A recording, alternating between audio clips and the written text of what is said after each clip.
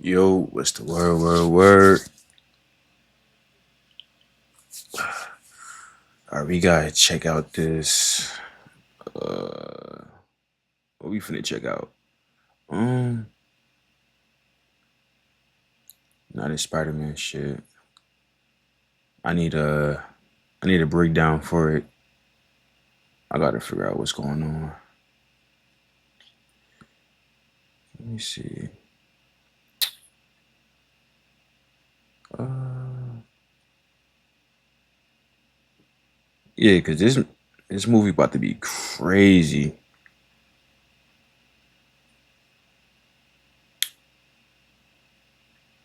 I don't know. Thunderclapping out of in this new Spider-Man Brand New Day trailer and the gamma radioactive wave. Now I don't know if Single they track Jean Grey's movement. You have come to the like right for the place trailer. for I don't know if they trailer added too breakdown. I'm much Eric Voss of the New in Rockstars it. channel, and this is a frame-by-frame analysis. I mean, we still don't know who's the villain is, Brand New but Day. All of the details and it's a Easter eggs lot in of this. shit What new going things on we in it. learned about this film and what to expect from this A fourth whole Tom Holland lot. Spider-Man movie and the way that it sets up the future of the MCU But and Avengers Doomsday and Secret Wars and beyond. And an announcement before we begin. In the weeks leading up to Brand New Day on July 31st, New Rockstars will be revisiting Spider-Man Homecoming, Spider-Man Far From Home, and Spider-Man No Way Home in an MCU Spider-Man rewatch series with all new in-depth Easter egg breakdowns for each film to uncover even newer details that we never spotted before and connections that we're pretty sure will come full circle in Brand New Day and beyond it. These three massive videos will be coming to the channel weekly in July. the new rock stars, they always have The trailer opens with the Peter scoop on finally everything. met Gargan Scorpion, Michael Mando, returning from Yeah, I Spider-Man fuck with them. Homecoming in that post-credit scene when he promised Adrian Toomes, Vulture in Riker's prison, that he was going to put Spider-Man's head in a dryer. Now Mac has somehow broken out of that prison and has this awesome-looking tech-based Scorpion suit. I specifically love the shot where the stinger of it is right up in Peter's face. Where did Mac get this suit? Some very well-funded backer must be supplying him. Could that be Oscorp? More Oscorp speculation to follow. Really, the That craziest would make detail about sense this opening shot that you might have missed. if it's Peter Oscorp. crashes overhead, passing two frozen DODC soldiers. Yes, Or they are what's the not other moving. shit? They I are think it's frozen in Horizon or place. something. They've clearly been affected by Sadie Sink Jean Grey's powers that we see affecting other people in New York in this trailer. Under his mask, Peter's eyeball is all black, suggesting we're already seeing his new physical spider puberty activating. We're gonna see this under the mask eyeball close-up a lot in this movie. In the screenplay pages released by the director, you can see some notes between him and the director of photography joking about making a giant practical prop eyeball to get this impossible angle. Next, we see Peter lying on his couch while watching Ned's Instagram post. Final semester MIT.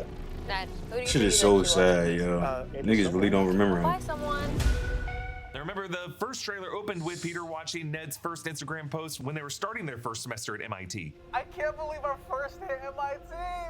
So it seems like that montage that we see written at the bottom of page 3 in the official screenplay pages is going to be a montage of Peter doom scrolling through Ned's Instagram posts throughout the 4 years that those other two are at college, while Peter continues to just be a friendly neighborhood Spider-Man around New York City, foiling low-level villains like Boomerang and Tarantula. One thing the Tom This movie Holland looks era so of Peter good, Parker yeah. has done so well is track the coming-of-age realities and straight-up loneliness that can come with being Spider-Man. No Way Home was all about the angst of a high school senior wanting to get into the right college and wishing he could magically alter his record so that he and his friends could get into their dream school. Brand New Day is taking that step further to tell the story of the guy whose friends moved on without him as he continues to just social media stalk his more career successful friends for 4 freaking years. The script pages suggest that the opening Marvel shorty. Studios title card of the movie will be a series of photos of Peter with Ned, MJ, and Aunt May as Peter fades from those photos like Marty McFly in the photo in Back to the Future. That's gonna be how this fourth movie shows that Doctor Strange's spell in No Way Home didn't just alter people's memories, it also warped physical and digital evidence in this reality to physically erase any trace of Peter's existence in history. The script pages also show that Peter from the get-go will have sharp headaches, indicating that his body is changing, but that he also has kept the Emperor Palpatine Lego figurine that was from Peter and Ned's Lego Death Star construction that they did throughout these first 3 films, as well as that coffee cup that MJ gave him. You'll notice that Ned's Instagram account name is The Grateful Ned 42, a play on the Grateful Dead, and 42, the big magic number from Hitchhiker's Guide to the Galaxy, Jackie Robinson's number, and in the animated Spider-Verse movies, the universe that Miles G. Morales comes from. Numbers and multiverse logic that will factor in big time to Beyond the Spider-Verse coming that next movie? year. So 42, is Sony trying to set something up there? Can't Kevin wait. Feige has signaled that he and Sony agreed to wait until after Beyond the Spider-Verse comes out in June 2027 to introduce any live-action Miles Morales in the MCU. But that's only only like a year away from now. This fourth True. Tom Holland Spider-Man movie could leave the door open to a fifth movie with a Miles Morales or a Gwen Stacy, maybe doing so by bringing over these characters from a live-action Earth 42 and Avengers Secret Wars. Remember,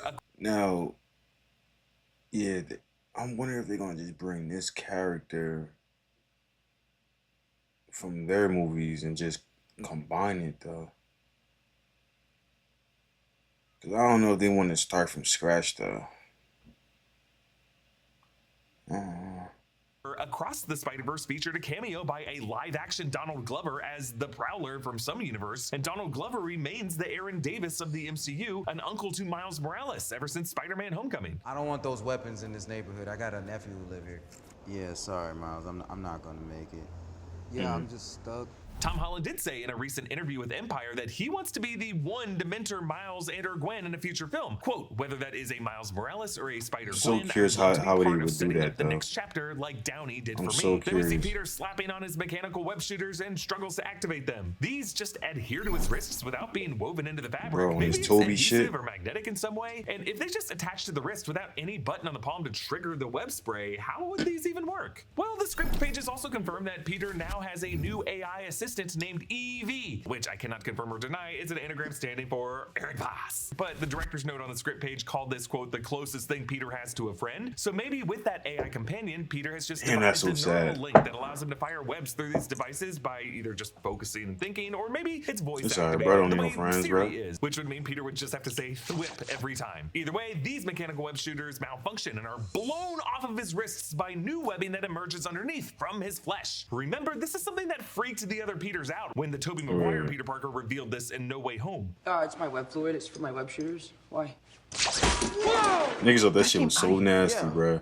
You can't do that, huh? No. How on earth does that even? Organic webbing, though, is part of the whole physiological adaptation that our Peter is going through throughout this movie. Tom Holland said that he pitched the initial idea for this, calling it spider puberty, but that exact term was rejected. My theory ever since March has been that Peter's experience with Tobey Maguire Peter Parker and Andrew Garfield Peter Parker, and the common arachno frequency, aka Spidey sense that they all share, plus some other external factors like whatever Jean Grey is bringing into this movie, is triggering an evolutionary adaptation by activating some Okay, latent maybe genes that, in but Peter's DNA that will result in him being more biologically fit from a Darwinian sense to face the new environment that he's going to be facing in Battleworld and Avengers Secret Wars. And that hold up, let me go to this. Hold up.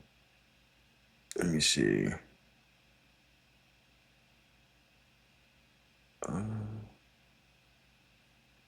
plus some Hold other up. external factors like whatever Jean Grey is bringing into this movie is triggering an evolutionary adaptation by activating some latent genes in Peter's DNA that will result in him being more.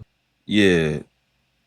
See, I'm wondering if the, because we already know about the man spider thing and all that, but I wonder if this is like a misdirect. Because everybody's gonna assume like, yo, this nigga finna be on some man spider shit. But like, yo, what if it's like, see, I do want to go the Venom route, but how's that? They could just CGI all this, and this should not even be in a movie.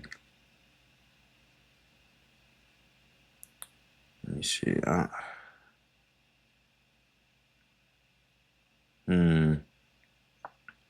Cause I'm debating on thinking like, yo, is Venom gonna be in well, no, not Venom, but the Black Symbiote shit. Is that gonna be in Secret Wars? But how would they do that? Because it's already in the universe. Unless after when you go through that man spider shit, then you get the suit at the end or some shit. I don't know. Or biologically fit from a Darwinian sense to face the new environment that he's going to be facing in Battleworld and Avengers Secret Wars. And that means organic. Like even when he throw Scorpion. Hold up.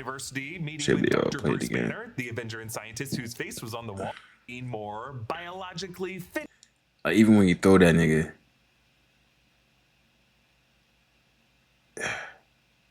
What if this nigga got the suit and everything? The symbiote shit. And that's like the,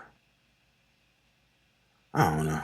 Fit fit, from a Darwinian sense, to face the new environment that he's going to be facing in Battleworld. And One thing about the trailers, that means organic webbing. you can't believe shit. Peter at Empire State University, whatever they showing you, they got money to CGI all that shit. Whose face was on the wall in his Midtown High School classroom in Spider-Man: Homecoming. But now we hear more of their chat. Dr. Banner, you found a way to suppress mutating DNA, right? If you see me with this stuff, run.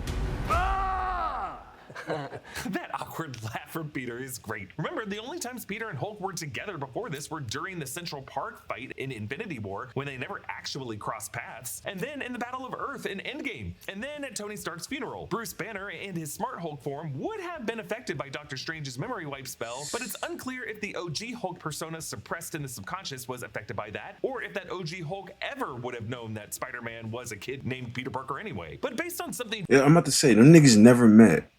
I been seeing niggas saying that shit. Niggas never met, yo. Like, yeah, like, maybe like one time and at the funeral and shit. Like, how the fuck would he know that's Peter, bruh? Like, what? Something huge that we learned since the first trailer. Like, that's just crazy. Here. Peter's Uncle Ben's death might have been caused by the Hulk. Yeah, we're in theory corner here. Reach. In the MCU, there was a Ben Parker. It was Uncle Ben's luggage that Peter used in Far From Home. Ever since 2016's Captain America Civil War, we all assumed it was his Uncle Ben that Peter was referring to when he told Tony Stark this. When you can do the things that I can, but you don't, and then the bad things happen, they happen because of you. And for years, we just kind of treated that line as the MCU version of with great power comes great responsibility. That is, until Aunt May gave Peter a proper version of that in Spider-Man No Way Home, moments before she died. You have a gift. You have power.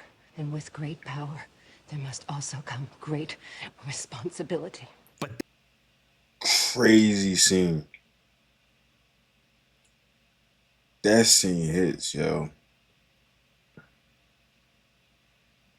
When she died, yo, that shit.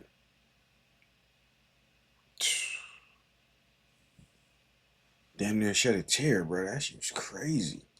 But then, in recent weeks, the Russo brothers, who directed that scene in Civil War, were asked about that line and the MCU Uncle Ben. Is Peter Parker responsible for his Uncle Ben's death? Spider-Man was one of my favorite characters growing up. Sure. And what I related to was this idea of a kid with incredible responsibility, right? And I think that you could manifest that responsibility through accidental death, right? And feeling the pressure of and the sense of loss in your life in a way that would keep the spirit that we wanted and what Tom Holland is as an actor than if he blamed himself for his Uncle Ben's death. I think he's a very different character. So in our minds, no, he wasn't responsible for Uncle Ben's death, and that would have been a different interpretation, a more intense interpretation of the character. Whoa, so they're saying that specifically in their minds, the MCU Uncle Ben did not die as a result of Peter Parker's failure to act after he got his powers, as that would have been too dark for the child version of Peter that they were introducing to the Avengers in Civil War. Technically, the MCU Peter Parker was the little kid in the Iron Man mask at the Stark Expo in Iron Man 2, and those events were happening in the same days as the Battle of Harlem in the 2008 Incredible Hulk movie. So maybe the accident that befell Ben Parker of the MCU was some of the destruction of the Battle of Harlem as Hulk and Abomination were beating the crap out of each other. An accident that could have befallen Ben Parker while Peter and May were up in Flushing. Or maybe this movie never brings up the Uncle Ben origin. That's probably more likely. Now, the wrist device that Bruce Banner shows Peter, I mean, it could be a different way to tie that in. In She-Hulk. This one covers more of his wrist, and its screen has a red, yellow, green meter that probably indicates the charge of the device, or rather how far he is from reverting to his Hulk form.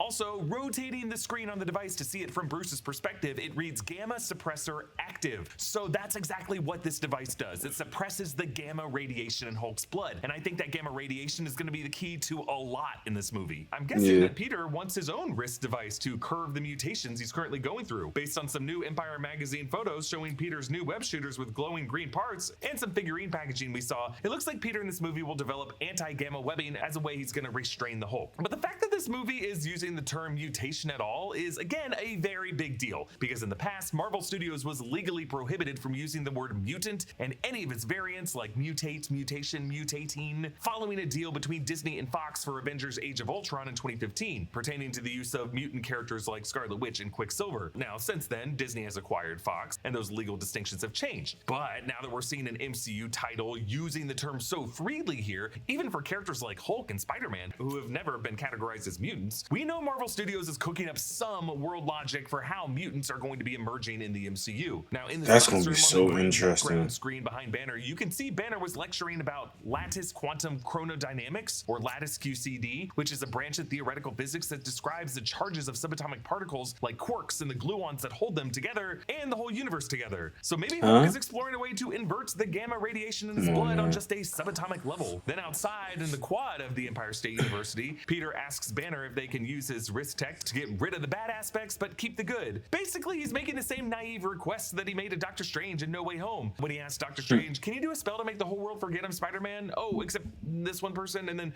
these few other people too. Now, we should note that somewhere in the background of this campus, not visible in these shots, at least I don't think, is a character we still have not seen, Keith David. As a character, we're pretty sure he's playing Dr. Miles Warren, aka the Jackal. He's the one we heard lecturing about the life cycles of I think spiders he in was the also March the trailer. voice of amounts to a kind of rebirth. Keith David even soft confirmed that that was his voice, and people spotted a fictional green Jackal beer at the party scene that we think is a reference to the Jackal being in this movie. And Miles Warren is another Empire State University professor, so he's probably going to be wandering this quad somewhere, playing hacky sack and trying to pick up co-eds. Then we see the first part of a great shot from the March trailer. Peter, while web swinging, smacks into a bird, which then just sticks to his chest, causing him to smash into this water tank. I'm guessing either his organic webbing is just more adhesive than he expected, or just other parts of him that he wasn't expecting to be sticky are now sticky. Peter crash lands into a fancy wedding where he just completely takes out the 4-tiered cake. It's just some great comedic blocking here, but I love the way the topmost tier of the cake just falls directly downward and then just seems to kind of plop on the table below. So hey, that whole tradition of keeping the top tier of the wedding cake for the bride and groom to eat on their anniversary, still doable. Some are saying this is the same set as the wedding scene in the 2026 film The Drama, starring Zendaya and Robert Pattinson. If they actually shot it in that same location, that would be great. Now we see a new angle of the armored car chase. Peter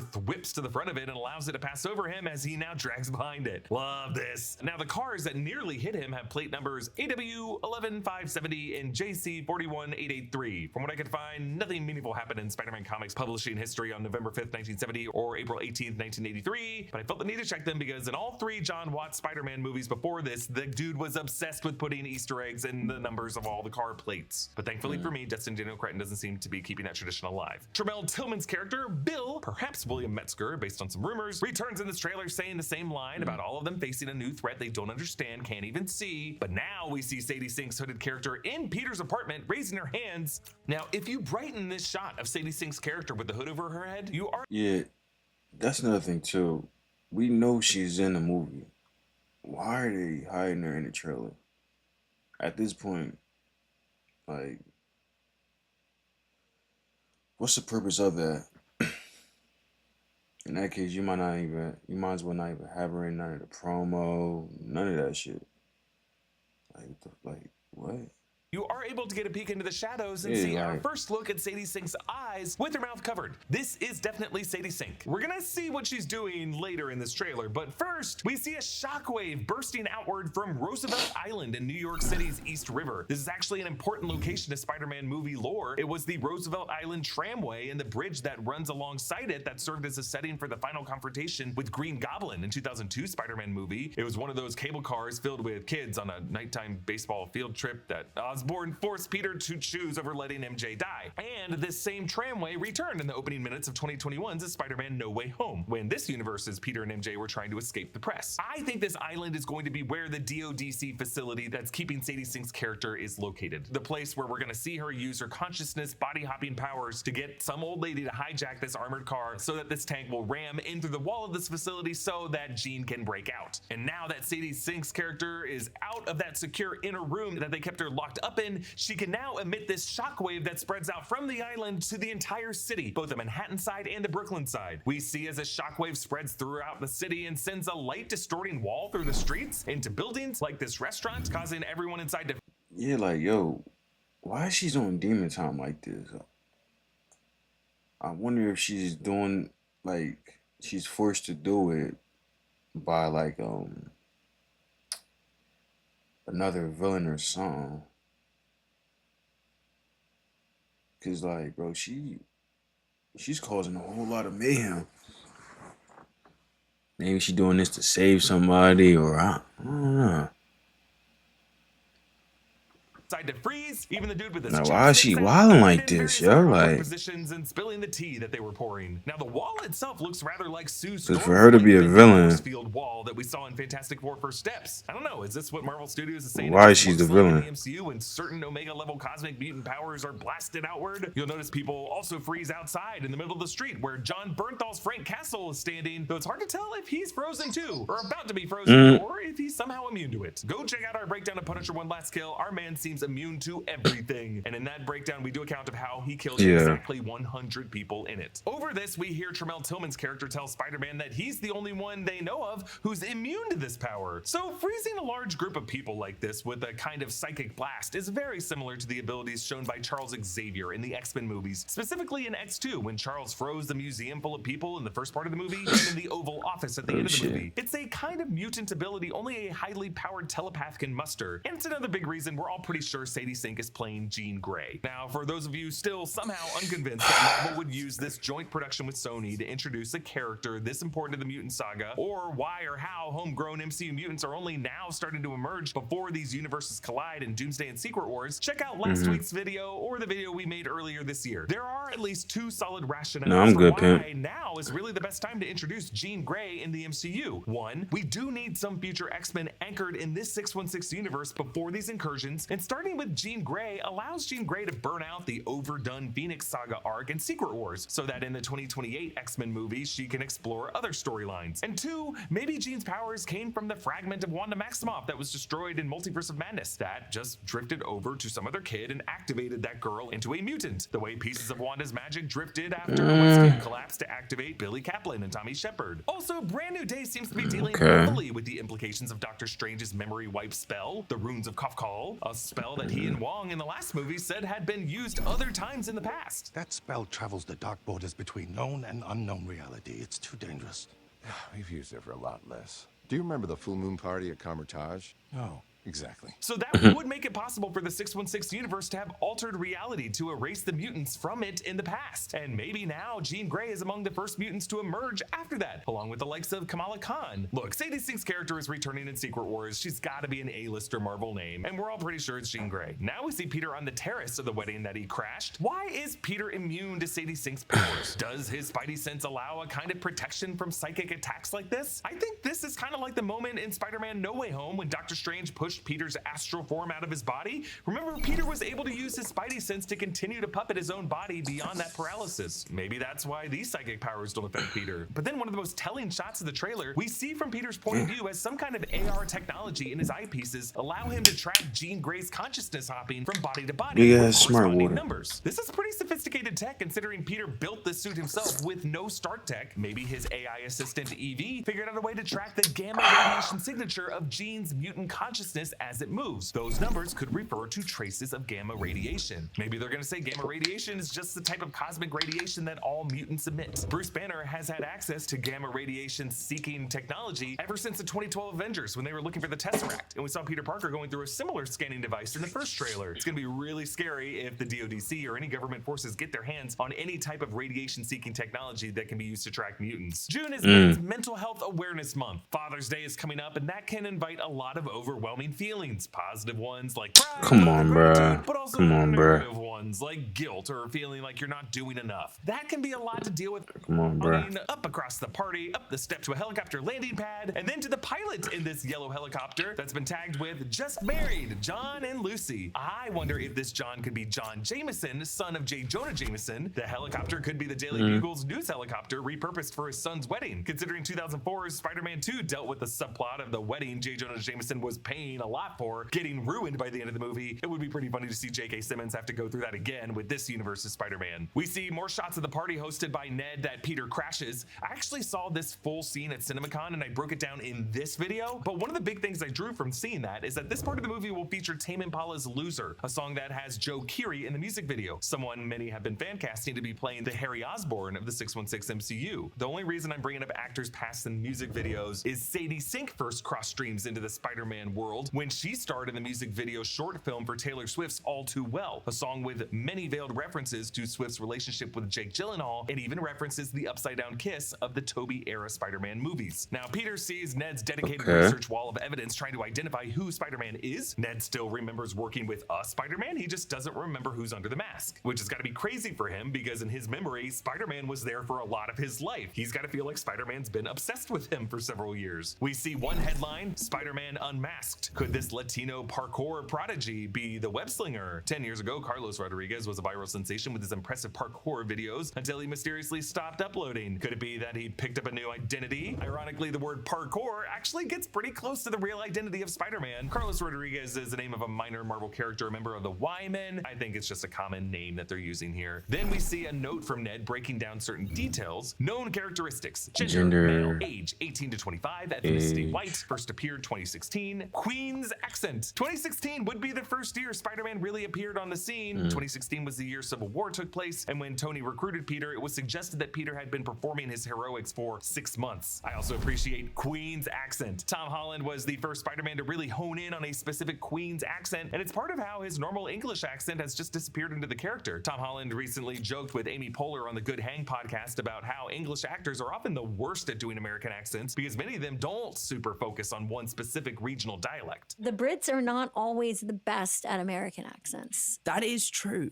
I think conversely, like with Brits, when they do American accents, the one thing that they do is they kind of always turn into this kind of talking. Right. Like it's just very, because they want to make sure that they're rounding out their consonants. There's lots of long R's. Yeah. And the next shot is a photo with Ned's estimated height of Spider-Man, 5'7.5".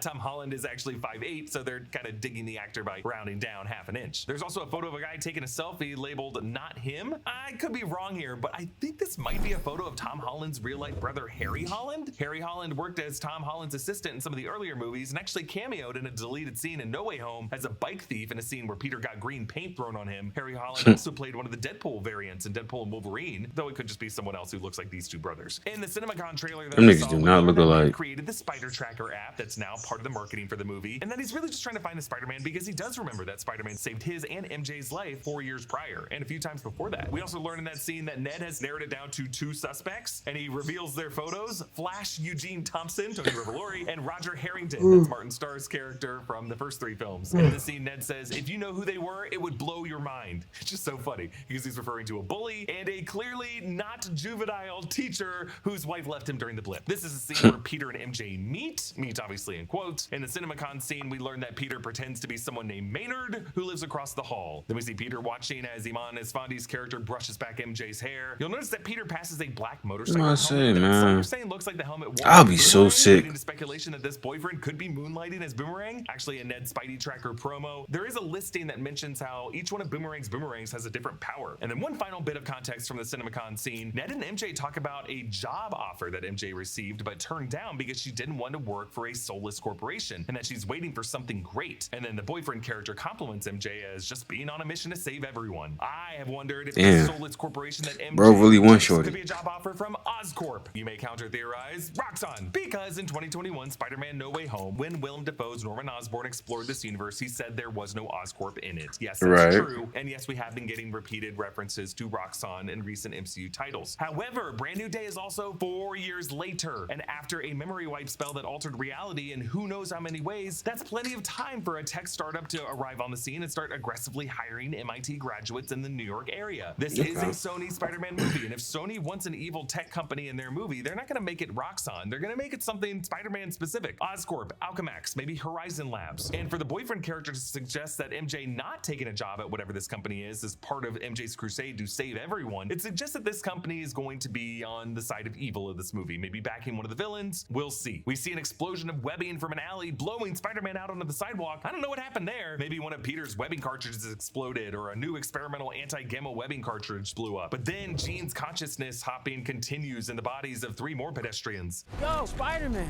you okay? Did you get rid of that monster inside you? Think I might go see how MJ's doing. Whoa, so this is definitely more threatening. Another thing is too, exactly, shit's threatening. Bro, why is she on demon time like this, yo?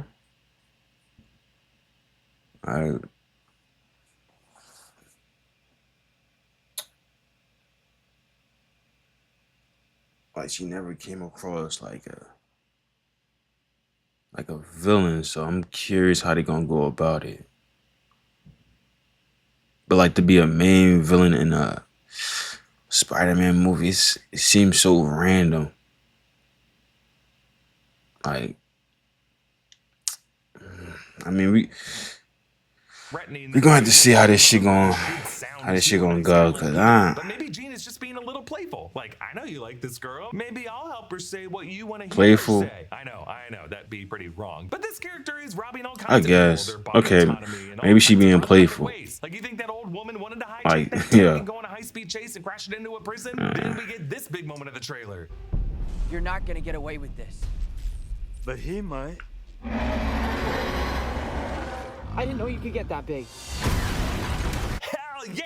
A thunderclap! A move that we saw in the 2008 Incredible Hulk film, and then in the She-Hulk series, a really cool badass Hulk range attack that the MCU neglected because Joss Whedon thought it was lame and the Russo brothers didn't know what to do with it. Now we get to see Destin Daniel Cretton bring the clap back. And yes, maybe this was the thunderclap that blasted the flesh off of Uncle Ben's bones. A theory that I like less and less the longer this video goes. But this shot of Peter reflected in the puddle, I think this might be after the other shots, maybe after Hulk has already come out. Maybe this is water from a damaged pipe formed by Hulk smashing. We see Peter holding up Banner's wrist device, which is damaged and glitching, and definitely not on Banner's wrist. Well, now we see Sadie Sink raising her arms from the first trailer, and now it looks like she's causing Bruce Banner to Hulk out back to his Savage Hulk form. We have not seen the Hulk like this since Avengers Infinity War. That's how hard Thanos beat his ass. I mean, yes, we did see Savage Hulk in the flashback scenes of Avengers Endgame, but that didn't count. Now, what's interesting is Sadie Sink is raising her arms in Peter Parker's apartment. Peter Parker seeing Hulk here is not in Peter's apartment, it's somewhere else. And I have a theory about where it is. But the fact that Jean seems to be causing this suggests that in addition to invading people's bodies with their subconscious, Jean can also drag out buried subconscious personae and manifest physical changes in those bodies. Again, I think this could come from her powers having a gamma radiation signature, and that just screwed with Bruce's gamma irradiated blood in a specific way. But in addition to seeing Savage Hulk again, I like that we see a proper classic shirt-ripping Hulk out transition. We haven't seen one of those on Bruce Banner Hulk since 2012's Avengers. Remember, in 2015's Age of Ultron, Bruce already began his scenes in Hulk form whenever he was the Hulk. Thor Ragnarok also tended to cut around it, and in Infinity War, we never saw the full body transition. And in Endgame, he was just Smart Hulk the whole time. So it's crazy that it has taken us 14 years to get back to Hulk just being Hulk. Peter is shocked that Hulk can get that big. I like this detail because Banner's Smart Hulk form was designated to be 7 feet 5 inches, but the original Savage Hulk form was taller than that, 8 feet 5 inches. I like how the light through the slated shutter doors causes these hold on, what did he say? across Hulk's pectorals. Now, the lighting on the Hulk here reminds me of Steven Spielberg's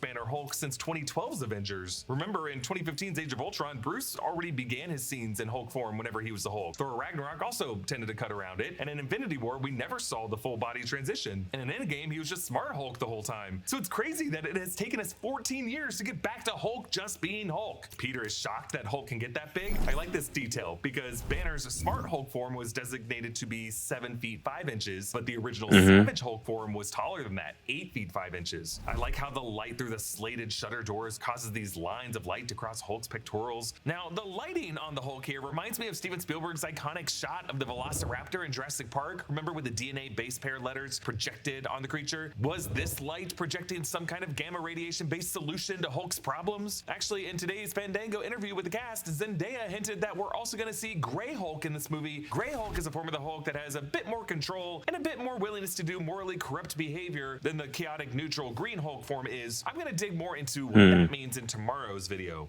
And then we cut to Hulk after Peter has webbed him up, breaking through the incredible tensile strength of this webbing to do a thunderclap, the shockwave of which blows Peter off of his feet. It is so satisfying to see an actually powerful thunderclap after the weaker thunderclaps Smart Hulk did in She-Hulk. And it looks like Peter's running through some kind of science lab or archive that could be part of Bruce Banner's office at Empire State University, or it could be somewhere else. I'll get to it at the end of this video. Peter comes in through MJ's window and tells her to trust him to go with him, and she goes, and then we see them swinging together. Maybe Peter is afraid Jean is gonna invade MJ's body and wants to get her somewhere safe. Tom Holland said that there was a scene with MJ that wasn't working, so he brought in Justin Kritzes, who wrote the movie Challengers, to do rewrites on that scene. I think Justin had already been contracted to do rewrites while they were shooting. Then went and sat down with Destin and said, hey man, listen, I know we've been shooting for hours and I hate to tell you this, but I don't think that this scene is working. Z and I, like what we're supposed to feel, we're not feeling it in the moment. And what I love about Destin is he's so calm. There's nothing that could throw him off. And he just he listened and he sat down and he was like, well, what is it that you're trying to feel? And I told him and he went, yeah, you're right. That's exactly what we need to be feeling. So he said to the crew, everyone can go home. Incredible. We're going to sit down and we're going to rewrite this scene with the writer, Justin, so smart, who is such a talent.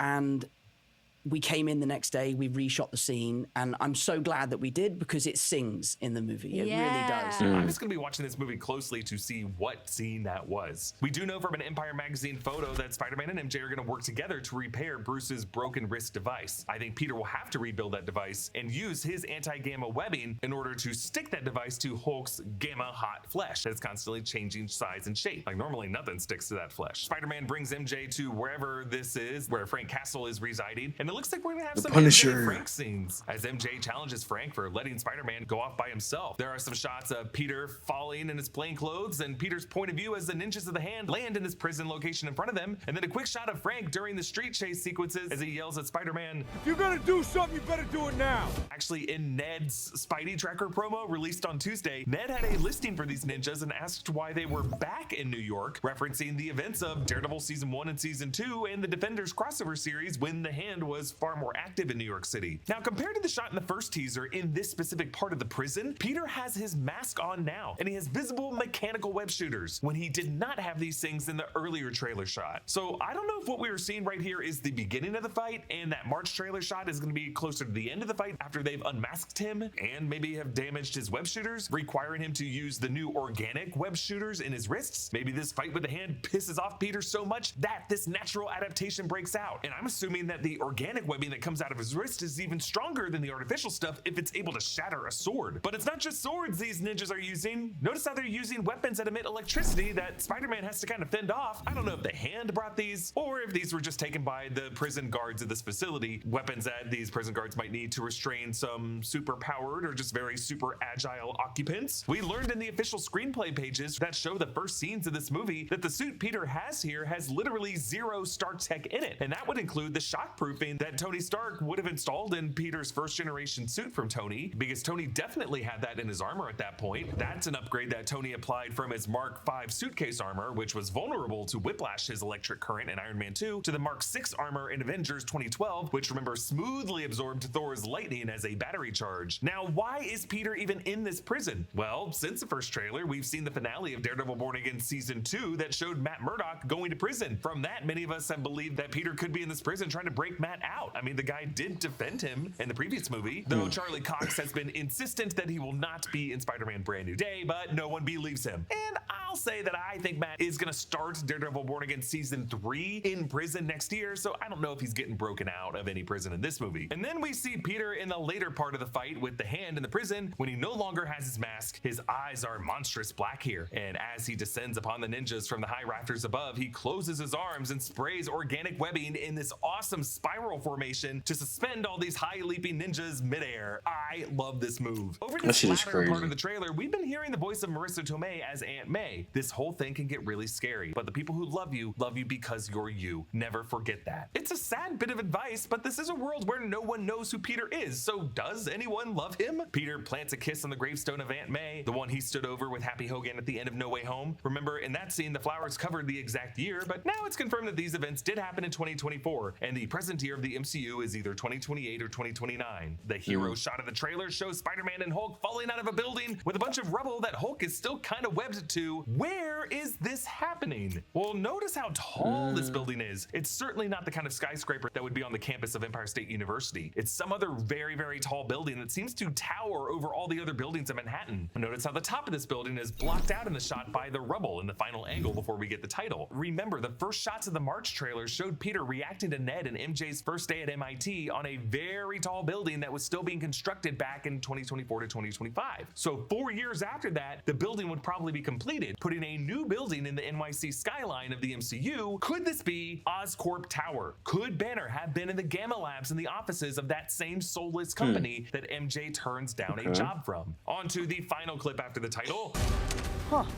All right, just give me a sec. Give me a sec. I'm not in high school anymore.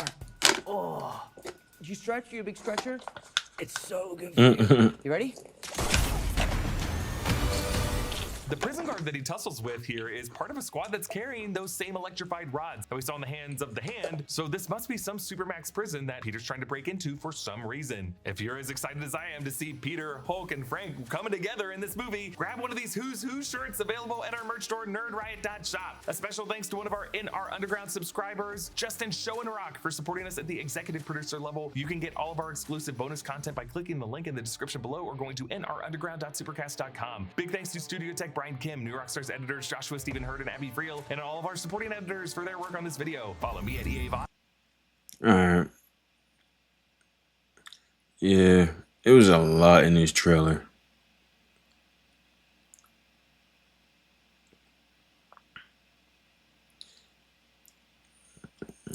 Yeah. It's just that I just hope it's not too much, because you already got. Let's see. Let's go through this. Matter of fact, let me. Hold up. Like, you already got Jean Grey, you got Scorpion, you got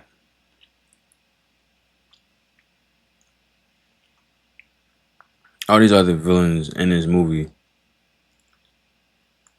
and then you got the Hulk. You know what I mean? You got Punisher. I just hope it's not too much, though. Yeah.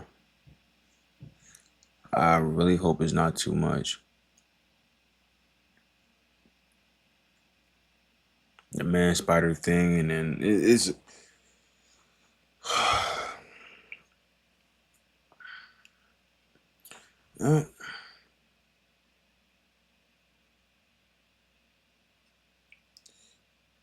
Yeah, we'll see.